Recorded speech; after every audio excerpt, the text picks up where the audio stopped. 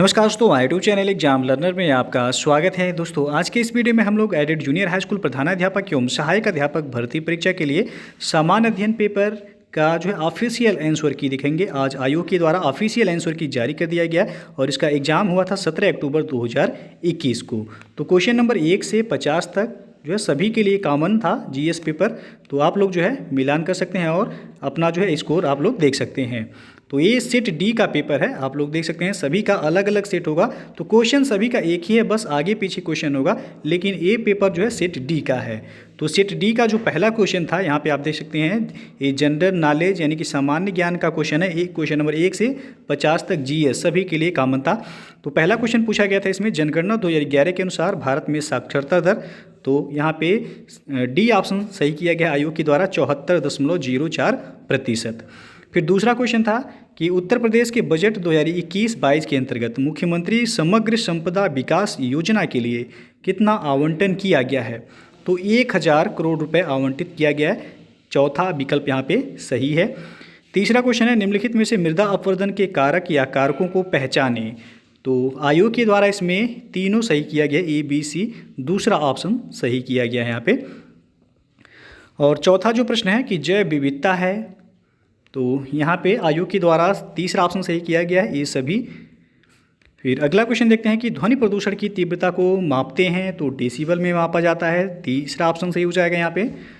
छठवां प्रश्न है, अकबर ने किस वर्ष पहली बार जजिया कर समाप्त किया था। तो 1564 ईस्वी में, चौथा विकल्प यहाँ पे सही हो जाएगा। सातवां प्रश्न है, 1938 में भारतीय राष्ट्रीय कांग्रेस के अध्यक्ष कौन निर्वाचित हुए थे। तो यहाँ पे जो सही हो जाएगा तीसरा ऑप्शन सुभाष चंद्र बोस। आठवां प्रश्न है, अधोलिखित में से किस वर्ष सुरेंद्र नाथ बनर्जी को सिविल सर्विस से हटाया गया था। तो 1784 में इनको सिविल सर्विस से हटाया गया था, दूसरा विकल्प सही हो जाएगा। और नौवां प्रश्न है, ब्राह्मी लिपि का उद्वाचन किया गया था। तो ये किया गया था जेम्स प्रिंसेप के द्वारा, दूसरा विकल्प सही किया गया है। और 10वां प्रश्न है, निम्नलिखित राजवंशों को नीचे दिए गए कूट का उपयोग करते हुए कालक्रम में व्यवस्थित कीजिए।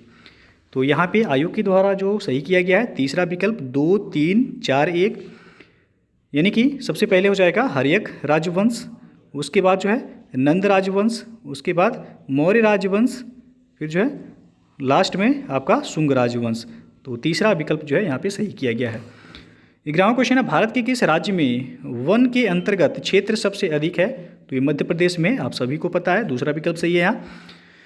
और निम्न में से कौन सी नदी डेल्टा नहीं बनाती है, ये भी आप सबको पता होगा। नर्मदा, ताप्ती, दो ऐसी नदियां हैं जो कि ये एस्चुरी का निर्माण करती हैं, डेल्टा का निर्माण नहीं करती हैं, तीसरा विकल्प सही हो जाएगा।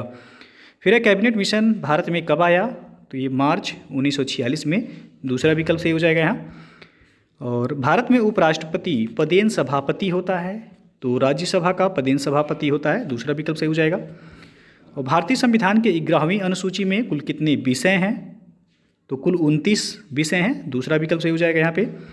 और ये रीजनिंग का जो क्वेश्चन है इसमें आप देख सकते हैं, एफ का संबंध दिया गया है 216 से, तो एल का संबंध आपको पहले भी बताया जा चुका है।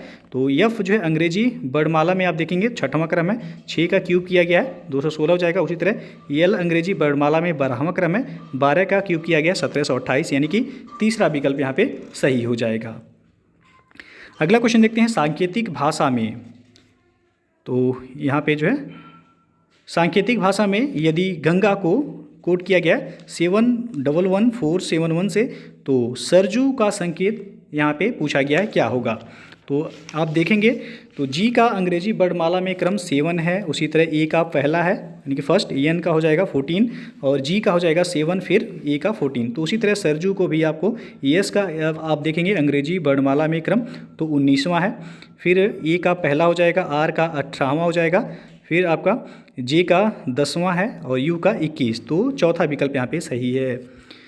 18 नंबर क्वेश्चन है, एक व्यक्ति 8 किलोमीटर पश्चिम की ओर चलता है, इसका आपको बताया भी गया, आप लोगों ने देखा होगा, 10 किलोमीटर सही हो जाएगा यहाँ पे। और 2:30 पर दोनों सुइयों यानी कि घंटा और मिनट के बीच कितने अंश का कोण होगा, तो ये भी आपको बताया जा चुका है 105 डिग्री। इसका फार्मूला भी आपको बताया गया था कि आपको जो है घंटे के सुई में किससे गुणा करना है, 30 से गुणा करना है, उसके बाद दोनों के बीच डिफरेंस निकालना है। मिनट के सुई में कितना गुणा करना है किससे, तो 11/2 से गुणा करना है। इसे काट देंगे आप, ये 15 बार में कट जाएगा, 2 में 30 का गुणा 60 हो जाएगा और यहाँ पे प्लस माइनस हो गया और 15 में 11 का गुणा करेंगे 165 हो जाएगा। तो दोनों का डिफरेंस कितना आ जाएगा, 105 डिग्री का। ये ऑप्शन सही हो जाएगा यहाँ। उसके बाद अगला है सादृश्यता बताइए। प्रयागराज का संबंध दिया गया है गंगा से, तो अयोध्या का संबंध किससे हो जाएगा। तो प्रयागराज ये आपका गंगा नदी के किनारे बसा हुआ है, अयोध्या सरयू नदी के किनारे। दूसरा विकल्प यहाँ पे सही हो जाएगा। भारत में वस्तु एवं सेवा कर यानी कि जीएसटी कब से लागू किया गया, तो ये लागू हुआ था 1 जुलाई 2017 को। तीसरा ऑप्शन सही है यहाँ। और पुदुचेरी किस उच्च न्यायालय के क्षेत्राधिकार के अंतर्गत आता है, तो यह मद्रास उच्च न्यायालय के क्षेत्र के अंतर्गत आता है। पहला विकल्प सही हो जाएगा यहाँ। और निम्नलिखित में से कौन सी भारत शासन अधिनियम 1919 की प्रमुख विशेषता नहीं थी, तो इसमें तीसरा ऑप्शन आप देख सकते हैं कि केंद्र में द्वैध शासन। ये आपका 1935 अधिनियम में लागू किया गया था, केंद्र में द्वैध शासन व्यवस्था। अगला क्वेश्चन है तंजौर के बृहदेश्वर मंदिर का निर्माण किसने कराया था, तो यह राजराज प्रथम के द्वारा कराया गया था। चौथा विकल्प सही है। और अटल नवाचार मिशन संबंधित है किससे, तो यह संबंधित है उद्यमशीलता विकास से। पहला विकल्प सही हो जाएगा। और जो मृदा जल के द्वारा वहन होती है कहलाती है, तो यह कहलाती है जलोढ़ मृदा। चौथा विकल्प सही हो जाएगा। और भोज्य एवं भक्षक के रूप में विभिन्न प्रजातियों का अनुक्रमित संबंध कहलाता है, तो यह कहलाता है फूड चेन यानी कि भोजन श्रृंखला। चौथा ऑप्शन सही है। समुद्र के तल पर रहने वाले जंतुओं को कहते हैं, तो वह बेंथिक कहलाते हैं। दूसरा ऑप्शन सही हो जाएगा यहाँ। एक पावर हाउस का सामर्थ्य 200 मेगावाट है, इसके द्वारा प्रतिदिन उत्पन्न विद्युत ऊर्जा होगी तो 4800 मेगावाट घंटा होगा। पहला ऑप्शन सही हो जाएगा यहाँ पे। फिर अगला जो प्रश्न है, राष्ट्रीय विज्ञान दिवस ये मनाया जाता है, तो आप सभी को पता होगा प्रत्येक वर्ष 28 फरवरी को राष्ट्रीय विज्ञान दिवस के रूप में मनाया जाता है। और निम्न में से कौन एक सुमेलित नहीं है, तो फार्मिक अम्ल यहाँ पे दूध में दिया गया, दूध में लैक्टिक अम्ल पाया जाता है, न कि फार्मिक अम्ल। तो फार्मिक अम्ल ये चींटी के काटने में जो है, जो चींटियाँ काटती हैं उसमें फार्मिक अम्ल मिलता है। तो तीसरा क्या है, इसमें सुमेलित नहीं है। फिर है रक्षा मंत्रालय भारत सरकार द्वारा अगस्त 2020 में प्रारंभ किया गया सार्थक निम्नलिखित में से किससे संबंधित है, तो यह है अपतटीय गश्ती जहाज। दूसरा विकल्प यहाँ पे सही हो जाएगा। निम्न में से भारत का पहला 100% जैविक केंद्र शासित प्रदेश कौन बना है, तो वह है लक्षद्वीप। और राज्यों में पूछा जाता तो वह था सिक्किम। तो यदि राज्यों में जो है पूछा जाए कि पहला जैविक जो है राज्य कौन है, सिक्किम। और यहाँ पे केंद्र शासित पूछा गया है यानी कि यूटी पूछा गया तो लक्षद्वीप हो जाएगा। फिर है निम्न घटनाओं को कालानुक्रम में व्यवस्थित कीजिए और नीचे दिए गए कूटों में से सही उत्तर का चयन कीजिए। तो यहाँ पे जो सही है आपका चौथा विकल्प सही है, 4, 2, 1, 3। फिर है निम्नलिखित नेताओं में से किसने क्रांतिकारी संगठन अभिनव भारत समाज की स्थापना की, तो बीडी सावरकर यानी कि विनायक दामोदर सावरकर के द्वारा अभिनव भारत समाज की स्थापना की गई थी। फिर है निम्नलिखित में से कौन सी बीमारी वायरस जनित है, तो यह है रेबीज। दूसरा ऑप्शन सही है। ईसीजी किस अंग की विद्युतीय गति का ग्राफीय प्रदर्शन है, तो यह है हृदय का। चौथा ऑप्शन सही हो जाएगा। और अगला जो आप देख सकते हैं 38 नंबर क्वेश्चन, इसका जो है सही आंसर होगा समस्थानिक। और निम्नलिखित में से कौन सा अम्ल मुख्यतः टमाटर में उपस्थित होता है, तो यह सिट्रिक अम्ल एवं मैलिक अम्ल। दूसरा ऑप्शन सही है इसमें। पेरिस में 21वां संयुक्त राष्ट्र जलवायु परिवर्तन शिखर सम्मेलन कब आयोजित हुआ था, तो 2015 में आयोजित हुआ था। पहला ऑप्शन सही हो जाएगा।